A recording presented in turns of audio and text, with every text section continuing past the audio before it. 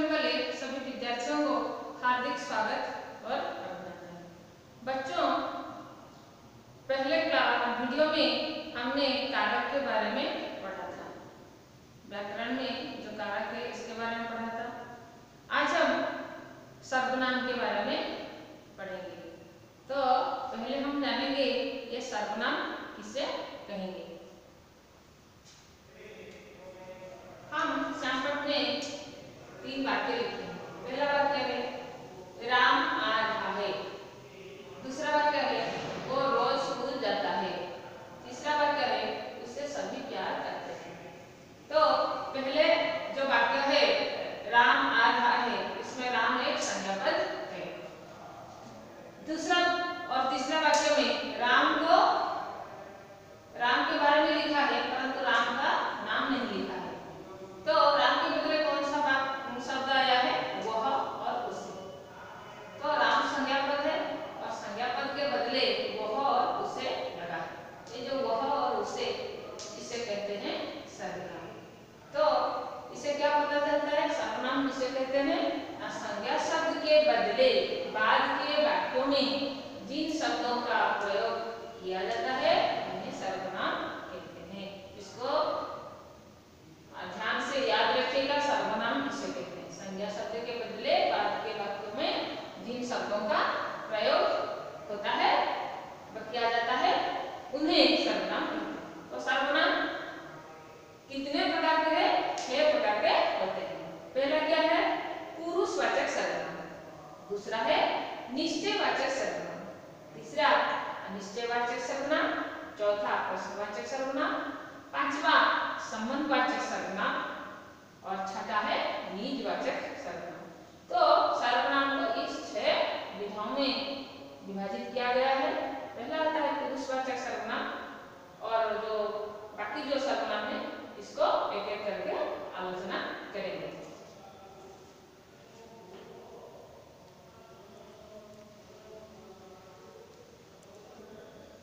पहला आता है पुरुषवाचक सर्वनाम। पुरुष नर या नारी के लिए प्रयुक्त होने के कारण इन्हें पुरुषवाचक सर्वनाम कहते हैं। तो ये पुरुषवाचक सर्वनाम किसे कहते हैं? ना ये नर या नारी दोनों के लिए प्रयुक्त होते हैं, इसलिए इसे पुरुषवाचक सर्वनाम कहते हैं। कहने वाले, सुनने वाले तथा किसी अन्य यानी तीसरे के लिए प्रयोग होने के कारण आधार पर 3 प्रकार के होते हैं। तो ये पुरुषवाचक सर्वनाम ये पहला एक कहता है, दूसरा सुनता है और किसी अन्य के लिए हम इसे प्रयोग करते हैं।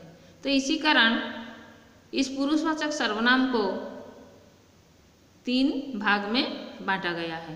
पहला आता है उत्तम पुरुष, जो कहने वाला, मैं, हम। तो जब हम खुद कहते हैं तो क्या प्रयोग करते हैं? मैं और हम। तो यह उत्तम पुरुष में आता है। दूसरा आता है मध्यम पुरुष। मध्यम पुरुष कौन है? सुनने वाला, जिसे हम कहते हैं तू, तुम, आप। यह है सुनने वाले यानी मध्यम पुरुष में जाएगा। तो कौन कौन किस पुरुष में जाता है आपको याद रखना है। तीसरा आता है अन्य पुरुष। मैं और तुम बात करते समय किसी अन्य के बारे में जब हम बात करते हैं, अन्य पुरुष होता है। तीसरे के बारे में जब हम बात करते हैं, अन्य पुरुष में अन्य या जिसके बारे में बात कहते हैं उसे कहते हैं। जैसे वह, वे, यह, ये। तो ये अन्य पुरुष के पुरुष सर्वनाम है, अन्य पुरुष सर्वनाम है। वह, वे, यह, ये। दूसरा आता है निश्चयवाचक सर्वनाम। निश्चयवाचक सर्वनाम हम किसे कहेंगे? जिस सर्वनाम में पास या दूर के किसी निश्चित व्यक्ति, प्राणी या वस्तु का बोध होता है उसे निश्चयवाचक सर्वनाम कहते हैं। जैसे यह, ये, वह, वे, ये निश्चयवाचक सर्वनाम में आता है।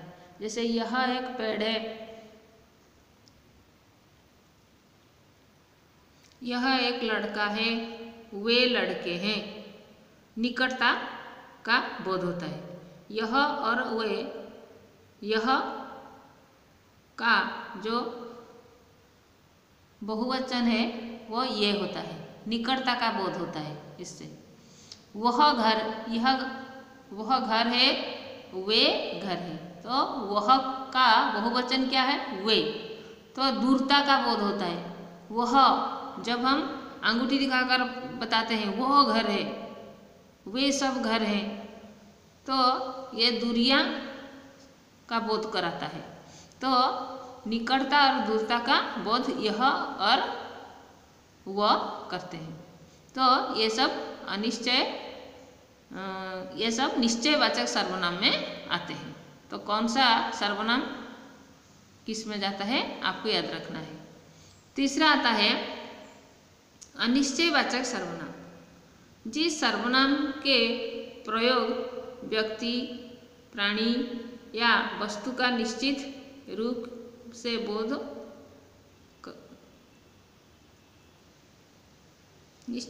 बोध नहीं हो पाता, उसे हम अनिश्चयवाचक सर्वनाम कहते हैं। जैसे कोई, कुछ, जैसे कोई आ रहा है,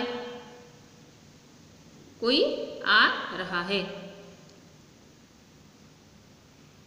तो आंख में कुछ गिर गया है। प्राणी के लिए कोई आ रहा है, आंख में कुछ गिर गया है, तो ऐसे हम कहते हैं। तो कुछ और कोई, इसमें अनिश्चितता है। कोई आ रहा है, इसमें निश्चितता तो है नहीं, मेज पर कुछ रखा है वस्तु के लिए, हम कहते हैं। तो ये अनिश्चयता का बोध कराता है, इसलिए इसको अनिश्चयवाचक सर्वनाम कहता है। चलो, अनिश्चयवाचक सर्वनाम का चिन्ह कौन सा है, कौन सा शब्द अनिश्चयवाचक सर्वनाम का है, कोई और कुछ, इसको याद रखो। चौथा आता है प्रश्नवाचक सर्वनाम। प्रश्नवाचक सर्वनाम किसे कहते हैं, जिस सर्वनाम से किसी व्यक्ति, प्राणी या वस्तु के बारे में पूछा जाता है उसे प्रश्नवाचक सर्वनाम कहते हैं। जैसे कौन और क्या। तो प्रश्न पूछने से, प्रश्न जब हम पूछते हैं किसी से, कौन, क्या, कैसा, कहाँ, ऐसे शब्द हम इस्तेमाल करते हैं। इससे हम कौन, कहाँ, ये सब है प्रश्नवाचक सर्वनाम का चिन्ह। जैसे कौन और क्या। कौन पढ़ता है प्राणी के लिए, तुम क्या कहते हो वस्तु के लिए। कौन सा का प्रयोग प्राणी और वस्तु दोनों के लिए होता है।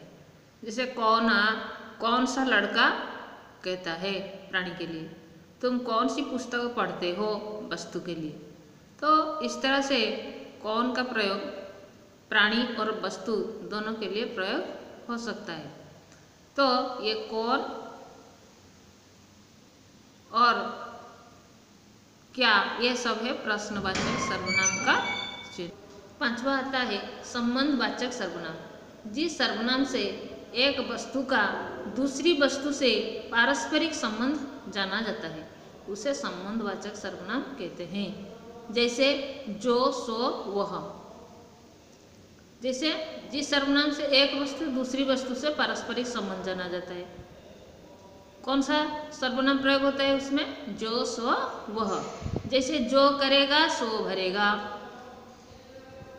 जो बोएगा सो, सो का मतलब यहाँ वह काटेगा। बोएगा, बोएगा का मतलब उड़िया में उसे क्या कहते हैं, बुणीबो। जिए बुणीबो सिए काटिबो। जो बोएगा सो काटेगा। जो जागता है वो पाता है। जो और वह ये पारस्परिक संबंध में होते हैं। जिससे पूछो वह दुखी है, जिसके साथ वह का संबंध है। इसलिए ये सब जो, सो, जिससे, वह, ये सब संबंधवाचक सर्वनाम में आता है। छठा आता है निजवाचक सर्वनाम। जिस सर्वनाम से स्वयं का बोध होता है उसे निजवाचक सर्वनाम कहते हैं। जैसे जब हम खुद को कहते हैं आप ही, अपने आप, खुद, स्वयं, हम कैसे प्रयोग करते हैं उसको? मैं आप ही जाऊंगा।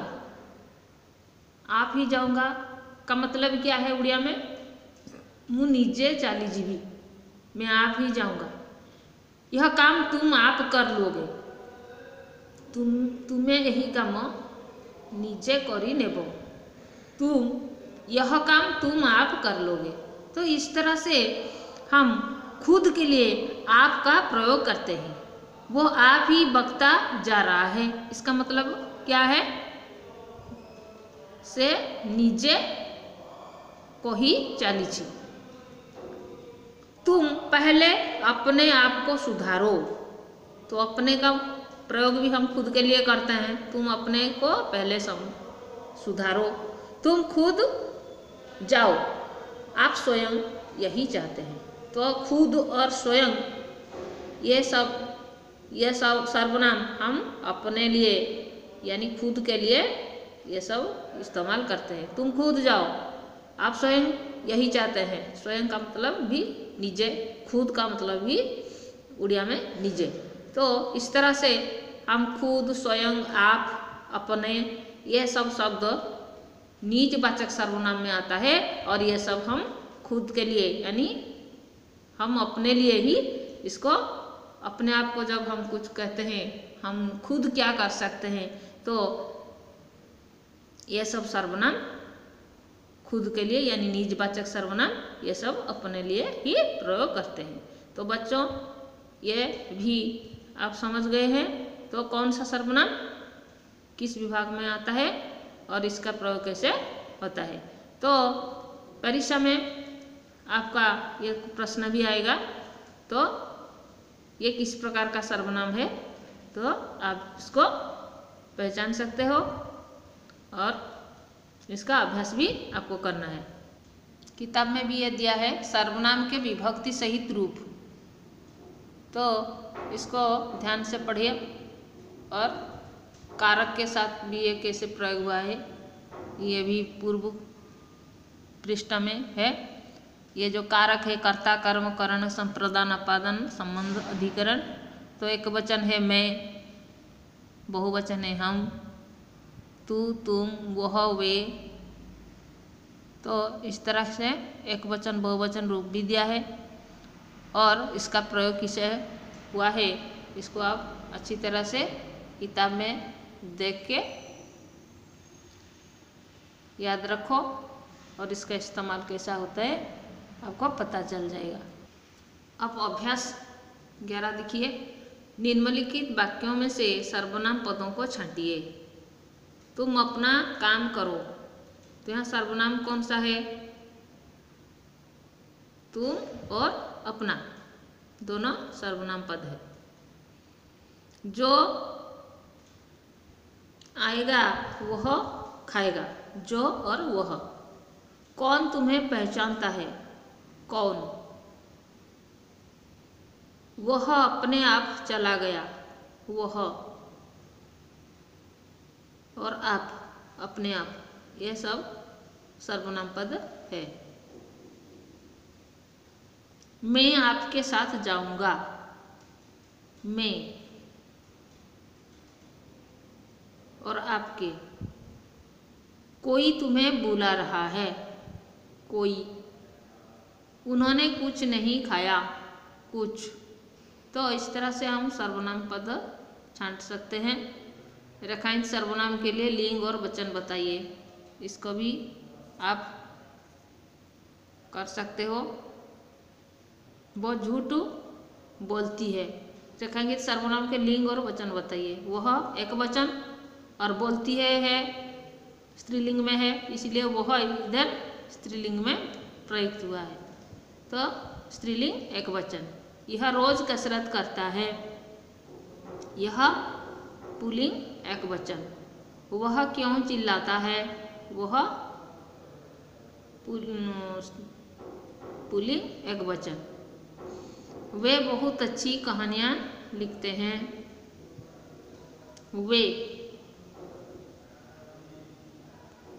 यह भी पुल्लिंग बहुवचन। अच्छी कहानियाँ लिखते हैं, पुल्लिंग बहुवचन। वह चिट्ठी लिखती है, वह स्त्रीलिंग एकवचन। तो इसी तरह से आप बाकी जो प्रश्न है इसका उत्तर अपने कॉपी में जरूर लिखिएगा। अगर किसी प्रश्न का उत्तर नहीं आएगा तो आप मुझे फ़ोन से पूछ सकते हो। ये सब अपने हिंदी SW कॉपी में ज़रूर लिखें। आज के लिए इतना ही, धन्यवाद।